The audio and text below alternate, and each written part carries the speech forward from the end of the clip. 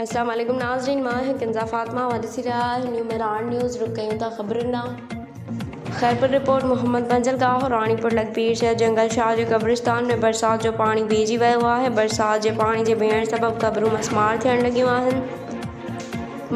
मुकम्मल क़बरूं पानी जी लपेट हेठि अची दॿिजी वियूं आहिनि। क़बरुनि जा निशान मिटिजी विया आहिनि। ॻोठाणा पंहिंजी मदद पाण तहत पाणी कढाए रहिया आहिनि। यूसी अली मोहम्मद माछी जो चेयरमैन लियाक़त अली सोलंकी पंहिंजे घर ताईं महदूद आहे।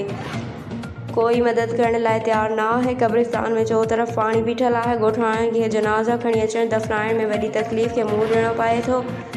असां मुतालबो था करियूं त यूसी अली मोहम्मद माछी जे चेयरमैन लियाक़त सोलंकी खे चूंडियल नुमाइंदनि खे त ख़ुदारा असांजे क़ब्रिस्तान मां पाणी कढाए ॾिनो वञे त जीअं असांजे मरी वियल जे क़बरुनि जा निशान मिटिजी वञण खां बची सघनि। वधीक ख़बर ऐं अपडेट्स लाइ ॾिसंदा रहियो न्यू मेरान न्यूज़।